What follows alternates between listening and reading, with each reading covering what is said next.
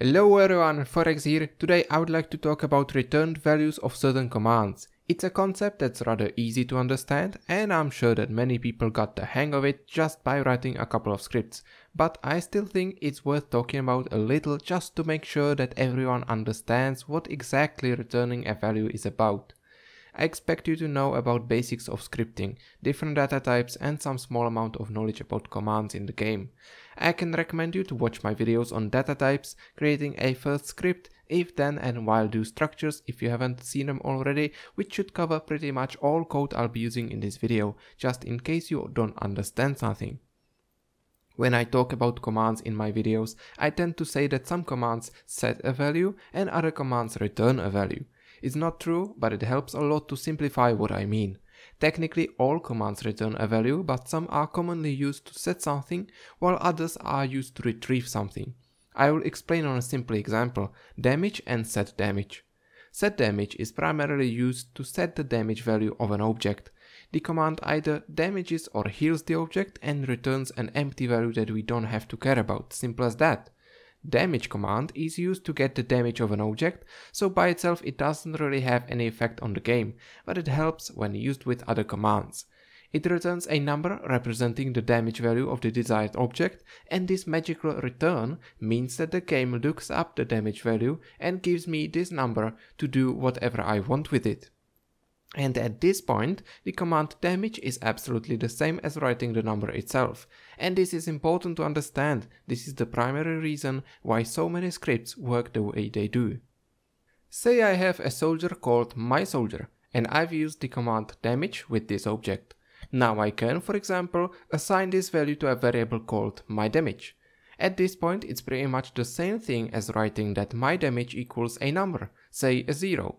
Or any other number, depending on how injured my soldier is. Now I can set player's damage to the value I got earlier. Since I stored it in my damage variable, I can use the variable instead of a specific number. But I know that set damage requires a number, and I can get a number by using the command damage, right? So I can omit the variable altogether, and directly use the command damage to retrieve a damage value of my soldier and use it right away in the command set damage for player.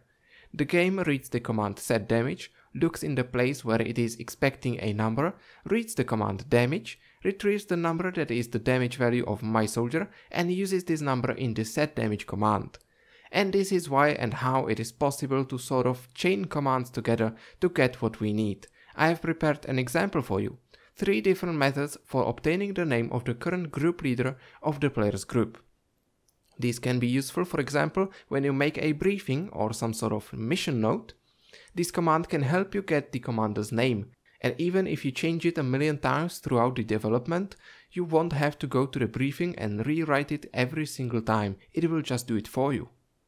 All these 3 code examples do the same. One of them are just individual commands stored into variables, so it's a sort of step-by-step process. First we fetch the player's unit object, then the object's group, the group's leader, and finally the leader's name. A very sensible and reasonable approach. The variables also help the code to make sense. It almost feels like a normal text. However, I can't say that it's the optimal approach in all cases, mostly because, as you can see, we are using a number of variables. And while it's okay in this case, if you write a large script, you can end up with hundreds of variables that the game needs to reserve some amount of memory for, and the question becomes: is it really necessary to hold the memory for all this info, and can it slow down the game or not? The second example is pretty much exactly the same thing, only the extra variables are not used, and instead I use the concept of returning values. I use parentheses to isolate individual commands so that you can still see the process step by step. SQF reads the innermost parentheses section first and works out. So first I get the player's object and his group, then the leader of the group, his name, and I assign the name to the local variable. The effect is exactly the same, and I saved a few extra bytes of memory for about a split second, so all in all, in this case, almost no difference. However, again, with larger scripts that need to run very often or do a lot of calculations, it's a good thing to consider if it's better to store a value in a variable or not. The general rule is, if you need to work with the same value several times, store it in a variable to avoid having to look it up several times. But if you only need it once in a while for just a split second and you can retrieve it with a command, why not use the command without a variable?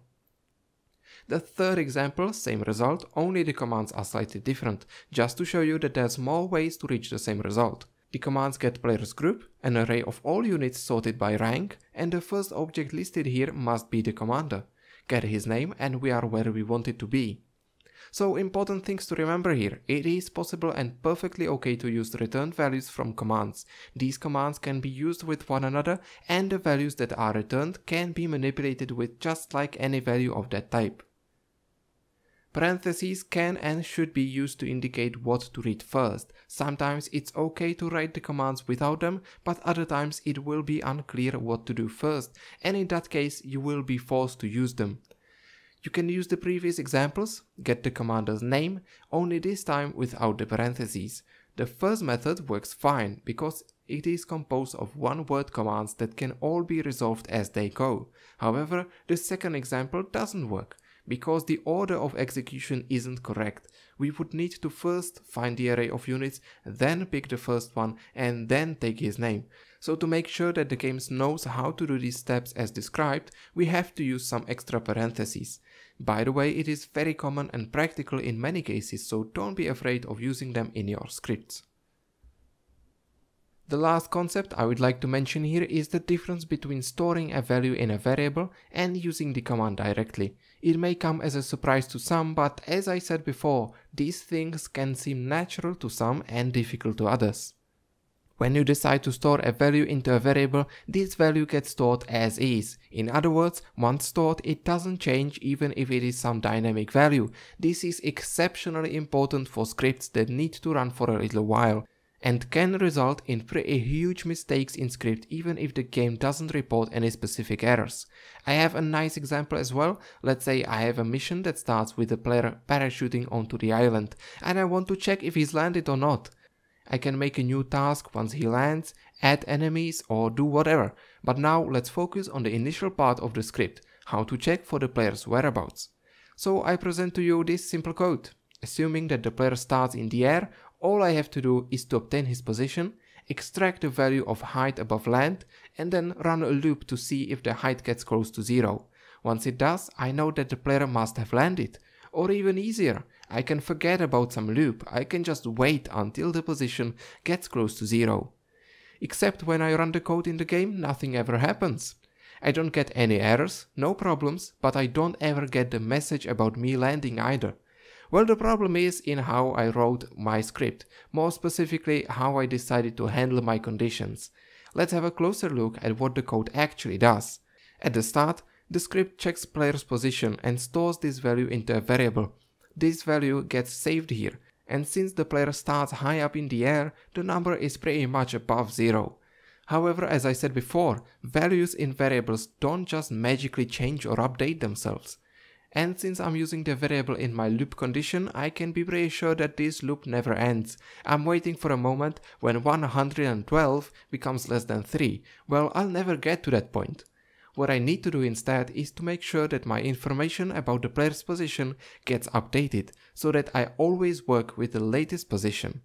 I could, in each loop cycle, update the variable z with the current player's position, or avoid the variable altogether and just use the command itself.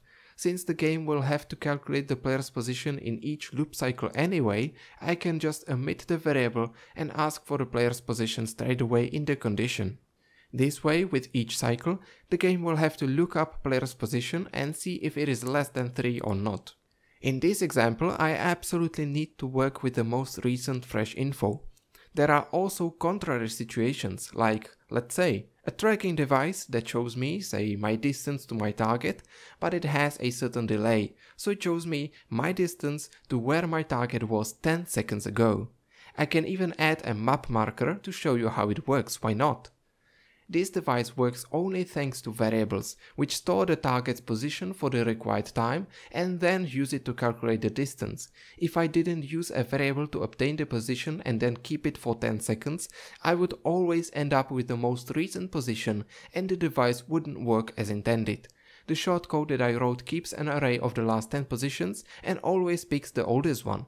Definitely not a very efficient method, but it's good enough to demonstrate the point I'm trying to make. Another such example could be a teleport device that lets you mark a position and then teleport back to it whenever you need. Again, the act of marking the position could be just simply storing the actual position into a variable, which then carries the information for the rest of the mission, and whenever you need to teleport, the old position is located in the variable. The command getPos won't help you. That would teleport you to wherever you are already standing, which honestly would make the worst teleport device ever. Okay, so I think that is pretty much all I wanted to tell you in this video. Let's not wander off too much away from the topic. I will do a little recap of the video because I feel like it was all over the place. Commands return values. These can be used to fill variables with these values or to provide necessary values to other commands. Whenever there could be a problem with which commands go together, use parentheses. Also feel free to use them whenever you feel like you want to make more sense of the commands and the order in which they are read. There is no definitive method for writing a completely optimized code, and whether it's better to use plenty of variables or just use a bunch of commands in a long chain depends on what kind of script you write, how it's used in the mission, how demanding it is, and several other factors. And when using variables to get some info from the game and then using said variables, make sure that you work with the data that you actually want to work with. It's easy to get lost in a larger script that runs several loops at once and sends values left and right, so pay attention to how you are structuring your script, that you don't have undefined variables or variables with outdated values, or on the other hand, that you don't update your variables too often or in moments when you would rather prefer the older values. As always, I can't really help you with more specific info. A lot depends on what exactly you want your script to do, how you decided to write the code, and in the end it all depends on a specific situation. That is why I try to build most of the explanation on examples and specific mission moments.